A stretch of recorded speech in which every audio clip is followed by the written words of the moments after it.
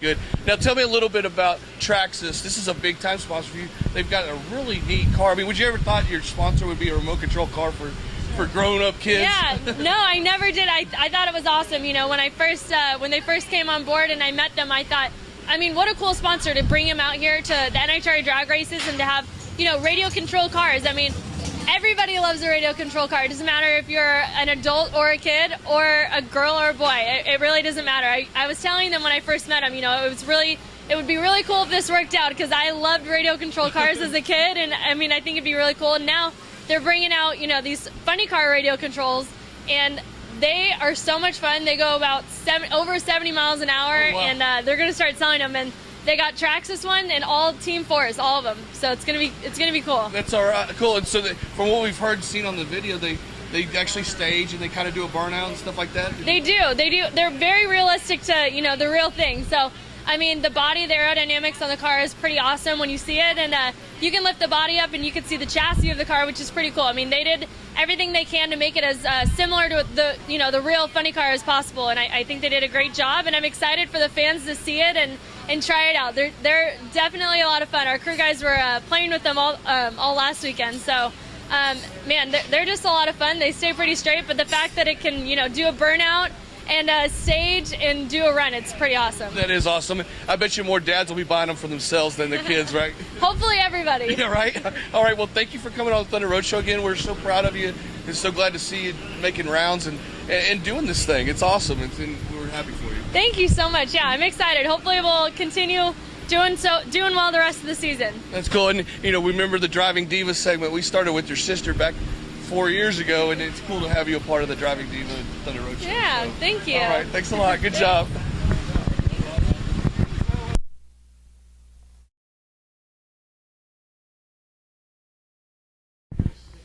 All right, we're here with the Thunder Road Show.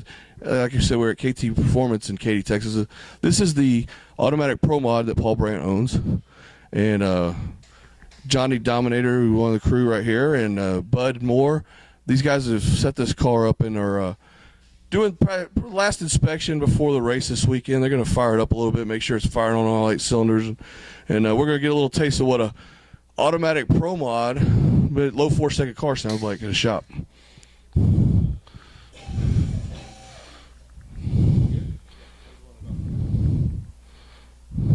All right, here we go.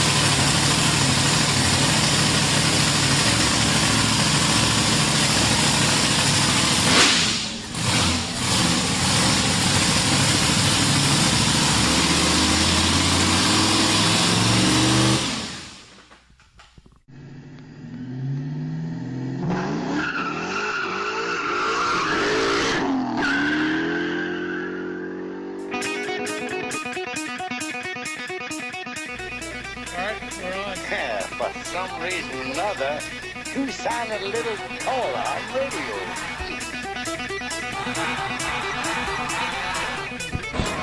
I just got 3 things to say.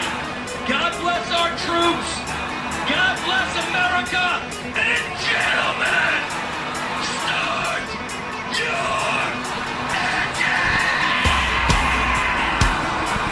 All right, Doug Johnson with the Thunder Road Show, back with Tim Thomas, my co-host. We're at KT Performance out here in Katy, Texas, home of Paul Brandt's top alcohol. I mean, not top alcohol.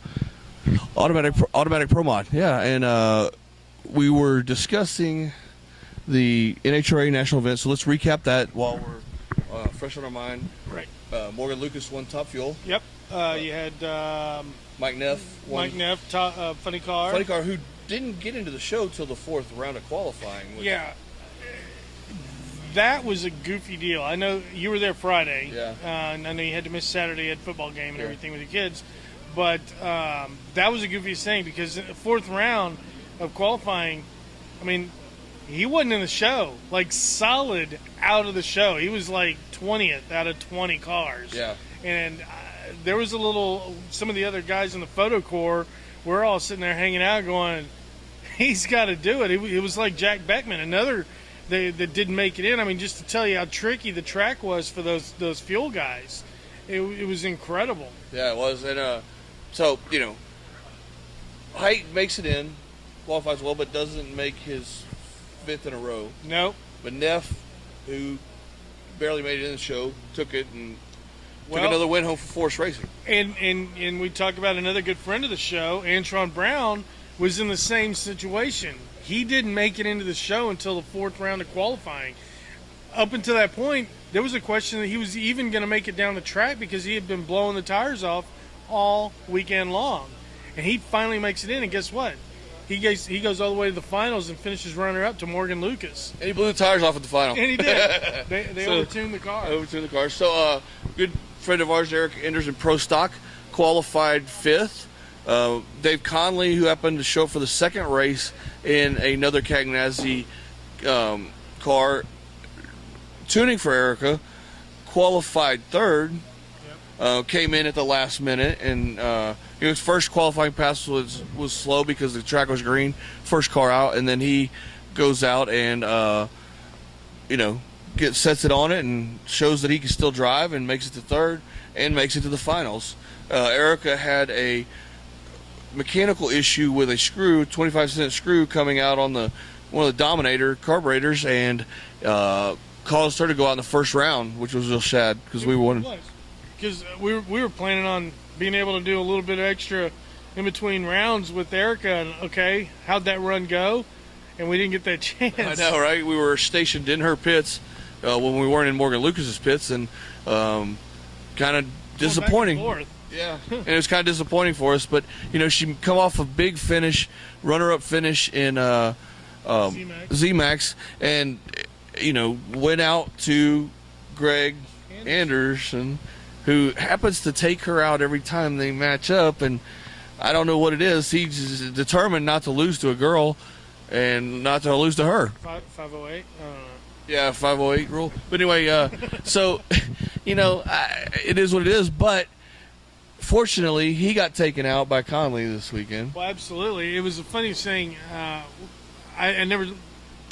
Summit Racing's, they're great, but it's every weekend one of those three cars, because you got Greg Anderson, Jason Line, and Humphreys yeah. that are all Summit cars, and every weekend one of those three cars is going to be in the finals. It just seems that way.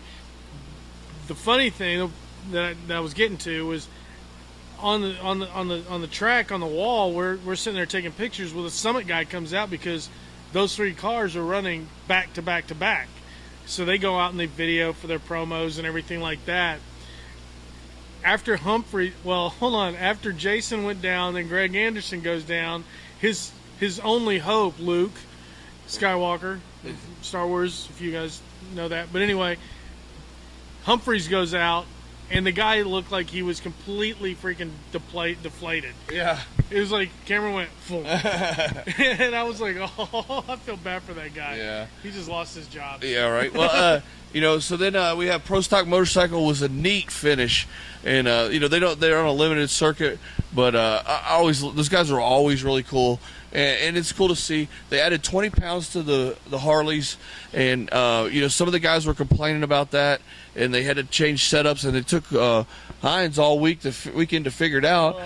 Well, the whole thing with that, in a nutshell, is that the Harley V-Rods, they're basically, the rules state in NHRA state that any motor has to, in Pro Stock Bike, any other team needs to be able to buy that motor. Okay? So if you're riding a Buell, you can go out and buy that V-Rod if you want to. Well, Harley Davidson doesn't allow the other drivers in that class to buy those V-Rods. Or you can buy the V-Rod, but they won't give you the parts for it that you need to make it go. Yeah. And that was the big controversy. And George Bryce and Matt Smith. George Bryce is the owner of Star Racing. They tune a lot of the Buell bikes that are out on the circuit, including Hector Arena and Senior and Junior, et cetera, et cetera. And that was kind of the big thing about it, and it's been going on. I've been kind of keeping up on the loop on it. Plus, I talked to George a little bit via Twitter, and basically that was in a nutshell. So instead of NHRA basically saying, okay, we'll allow X, Y, and Z, they just said, we're going to throw an extra 20 pounds on it to slow the V-Rod bikes down, which is driven by Eddie Krawick and Andrew Hines. Yeah.